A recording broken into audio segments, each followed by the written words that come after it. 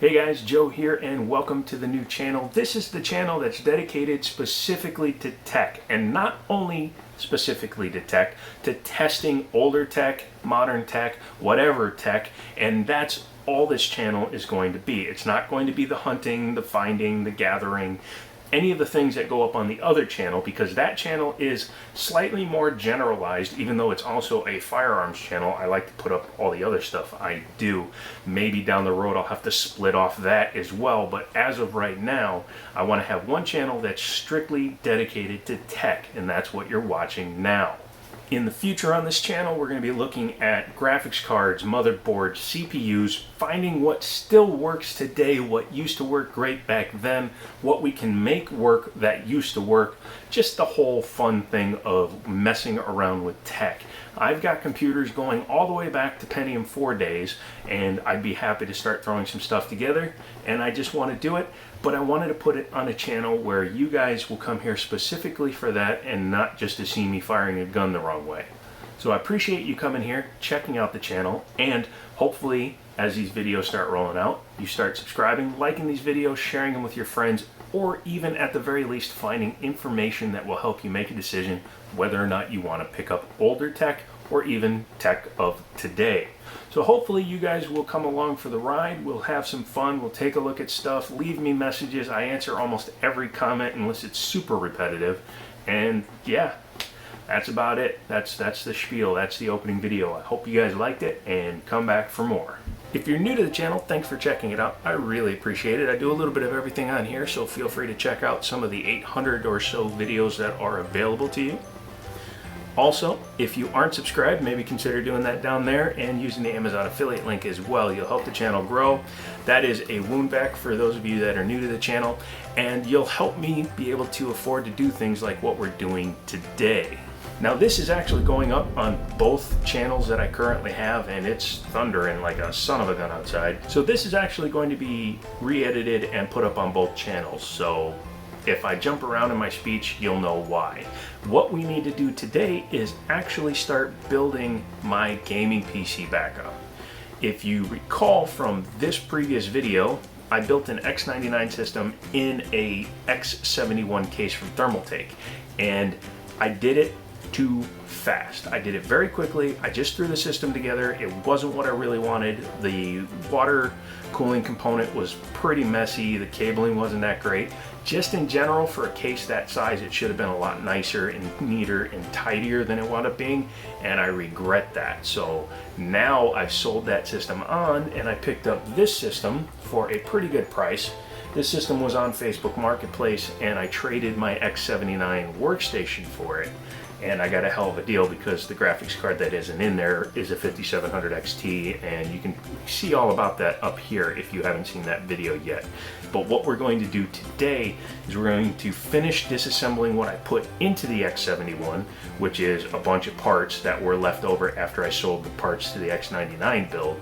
And then we're going to figure out exactly where the motherboard and the relation to the water cooling is going to be. I don't know why I'm looking up, and I don't know what I'm doing with my hands.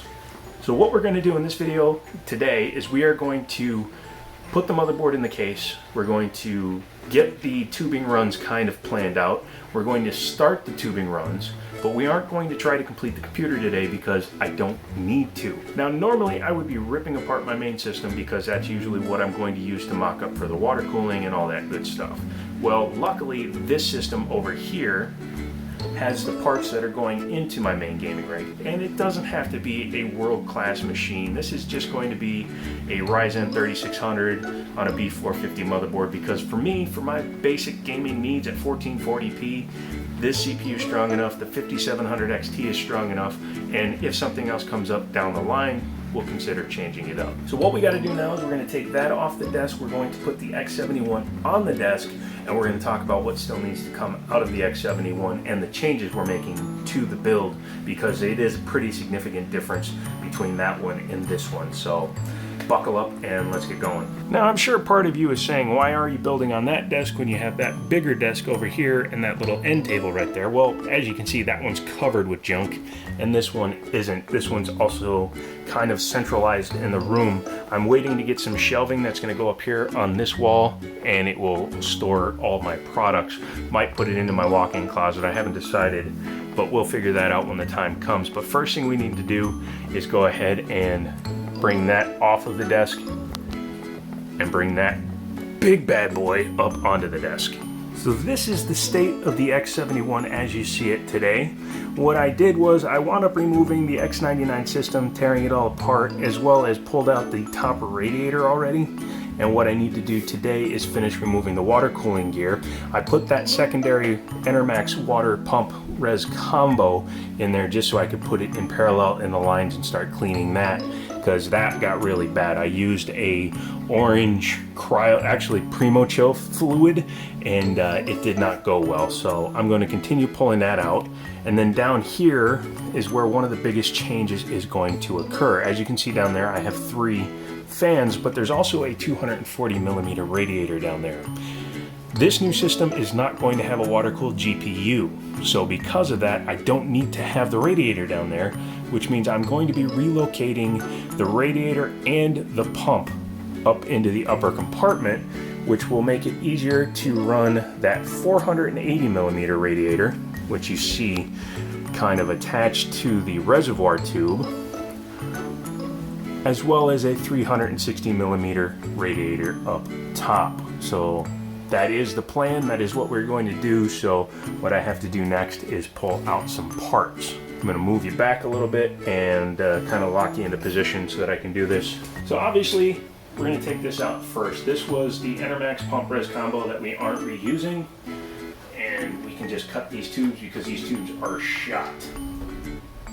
I am going to be needing the tubing for something else, or the res for something else, not the tubing. But we will get to that when we get to that, cross that bridge when we get to it. But yeah, you can see the residue that's left over from the Primo Chill fluid. So I will never use a pastel or a solid fluid again. We are only going to use clear fluids from this point on.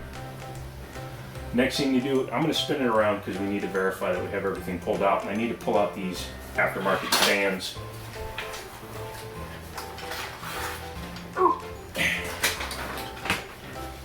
So here on the backside, you can see that we have a lot of parts still installed. We have the fan controller, the Thermaltake fan controller there, one down here in the basement, as well as my Alpha Cool Ice Decker pump. This is a good pump, it works well. Just need to make sure that the system is empty, and it appears to be, but just in case, I'm going to use this giant drain bucket. I flushed it a bunch of times to try to get as much of the red fluid out. Looks like there's still a little bit of fluid in the pump, mainly because of what's still in the radiator. This lower radiator still has fluid, and this 480 mil radiator still has fluid. So I need to actually get all that out. And I think the way to do that is, no, I do not want to do what I was about to do. You do not want to blow the wrong direction into these pumps. The 655 pump, you can cause damage to the impeller because it's just sitting there, and I don't want to do that. So I'm going to start disassembling it. I'm going to pull that out, and then I'm going to come back. This is just like I normally build it, a little bit vloggy, a little bit jumpy, but it's the easiest way to do it without killing my phone as well as all the other components. So the bottom radiator is out. It's a pretty easy thing to do, and I was hoping I could get 3 140 millimeter fans in here, but it doesn't look like that's quite going to be the case. Maybe if I space them out a little bit more. I haven't really figured that part out, but once I do, I'll get them in there. I want to try to find a way to use these EK Vardar fans. These are very nice fans, and I'd like to have them in there, even though down here there will be nothing left. I'm pulling the pump out, but it will, you know, keep the hard drives that I'm going to put down there, hopefully put down there, keep those nice and cool. Although they're hard drives, they shouldn't get that warm anyway.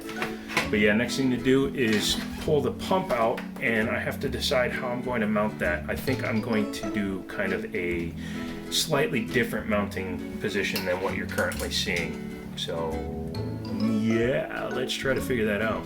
And what we have here is another one of the quick mods I did. I say mods, but quick damage I did to the case in order to do what I did, which was fit 4 120mm fans in the front. In order to do that, you need to actually kind of mutilate the inside of the case here, because this is normally a cage that just fits 3. But I modified it so that the other fan would fit up here inside where the hard drives would go. That's a 5 1/4 inch bay, so DVD drive, Blu-ray drive, whatever you might want to put up in there.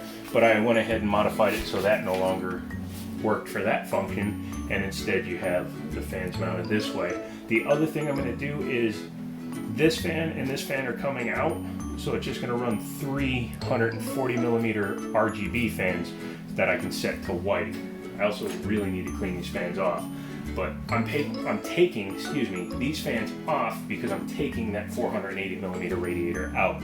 I have to decide whether I'm going to run the 240 or just a 361 single radiator for now. I don't like this 480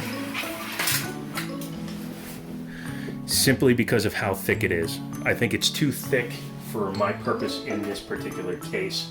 I'd rather have one that's thinner, something along the lines of this, which is only about 2/3 the length. But I'm also thinking I'm going to mount the entire radiator and res combo against this back wall, possibly. I haven't decided yet. If I forego that, I'll just run the 360 up here and run all the water cooling gear this way. It's hard to decide what I want to do, but I'll get it figured out here as we put things together. So just kind of bear with me, guys, and I'm getting it figured out. Complete disassembly has been achieved. It took quite a while, but now that we're here, it's ready to start planning stuff out. First thing I need to do is I actually have to go ahead and pull the motherboard out of the other computer and put it in here, which will tell us what kind of spacing we have, because I need to determine how this is going to get mounted, because if I can't find a good place for this up here, it's going to kind of derail my plans. And as I said, I'm not using the 480mm radiator anymore, so I'm just going to be using probably the 360mm and the 240mm. I really wish I had some 140mm spaced radiators, because I'd really like to use these EK Vardars, as I said before. But I'm going to put one back here, and I'm going to put the other fans up front. So if I have to just run no LEDs, I will, but I would prefer to have some control over the LEDs that are in this system. So yeah, next thing to do is get the motherboard out of the other case, put it in here. Once it's in here, we can start planning out the loop. And now that I'm getting ready to pull out this motherboard, let me just show you how tightly it fits into this cheapo case that it's in. Dark Flash, I mean, cheapo is probably not the correct word, just the inexpensive and small case. It's much too small for a motherboard of this size. So we're going to pull that out, and we will be then one step closer to getting this put into that one. I don't know if I ever showed this before, but I bought this Barrow AMD AM4 block a long time ago, and I used it very, very briefly on a 2700X that I had built, but I wound up selling it.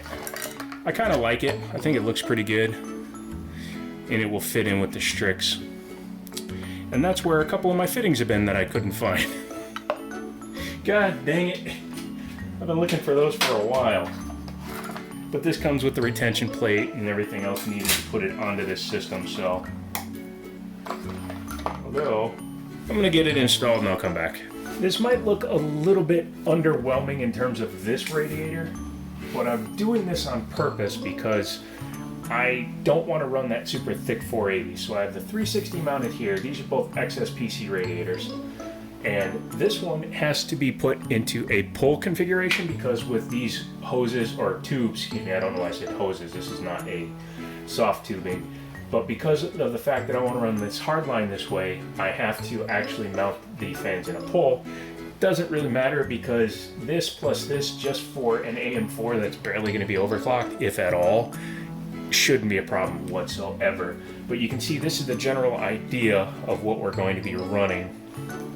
What I need to do is create just a simple pipe that's going to come up from here, over to here and into there. So I'm thinking probably just come out here, simple bend, and then down, because I want to make sure that I can clear the RAM so I can pull this RAM out. This is not the RAM that's going in. This is actually taller than the RAM that's going in here. So it's good to have this RAM in the system right now. I'm actually running a 32 gig kit of Corsair Vengeance Pro RGB. This is just a 16 gigabyte kit of Delta, and it's the Tough Edition RAM. One of my buddies kind of wants this for one of his builds, so I'm holding on to that for him. But what I've also been able to do is just use offshoots. This came out of the previous version of this system, however, I've changed it. It used to drop down lower and come across.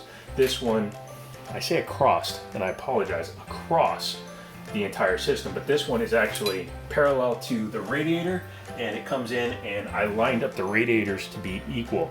Now here's the good thing. If I want to, I can go ahead and change this out for another radiator at some point. I can add a different radiator, but I kind of don't think it'll need it. And it does leave this a little bit of empty space, but I'll have to live with that for now. If I change my mind up and I decide to run a different system, all I'll need to do is either run a different 90 or just make one of these tubes and one of these tubes, and I can add another 360. I haven't really decided. I'll figure that out when the time comes. I may not do anything and just be happy with that. Maybe I'll make a little banner or something that says, "Hi Mom," and we'll just run with that. But what I'm doing right now is using some more of these offshoots, because this one doesn't have to be perfect because it's going to go back here. But because of the multi-port on the res that I have on here, I can actually cut this down and make it so that it's the right size to work right here. And that's the next goal, is to get this one mounted up. And once that one's up, then I will do the inlet and then the one that goes out to the radiator itself. Those ones will be pretty easy, and hopefully I won't have to do much in the way of any sort of bending. I really don't like bending if I don't have to. It's just time consuming and a pain in the butt. So, but I'm gonna get back to it. It's coming along nicely. We'll get that in there. So believe it or not, I got all of this done without using a single new piece of tubing. This is all stuff from a previous build, and as you can see, most of it is parallel. This is working right, this is working right, this is pretty nice. This is the only really meh tube in the whole thing, and that's just because I really didn't feel like bending a new piece of tubing. I can't find my silicone insert, and that was the #1 reason why. But it will be back a little bit, so you're not going to see it as well inside the system. And yeah, so that makes me happy. But what I need to do now is I actually have to pull all the tubes back out, clean the edges, chamfer them a little bit, and then they will be ready to install permanently. Then I can run the system and get it kind of leak testing. I'm not going to just finish putting it together just to throw it together and have it leak. So that is it for this episode. This is actually going to be a two-parter. So I'm going to come back with it filled and running with some water in it. I'm going to run it with SysPrep in order to get it ready for an actual coolant fill. And once we do that, then we will be good to go. But yes, and as a tip for any of you water cooler builders, is don't just run it after doing this. You need to take the tubes out and make sure that they have clean edges. Otherwise, you could run into a few problems. Plus, I don't have fittings here. So, that was a stupid move on my part. But I'll get that changed up and get this thing bled out, and we will get going. So, again, that's it for this episode. Come back for the next episode. It will be up tomorrow, and we will continue going. But if I just try to make this one episode, it would be like a 38-minute long episode, and I don't think anybody would be happy at that point. So that's what we'll do. We'll just keep going, and we'll get this computer done. So that's me, that's Joe, that's the Jiminy Show. Don't forget to subscribe, use my Amazon affiliate links, and as always, I'll talk to you later.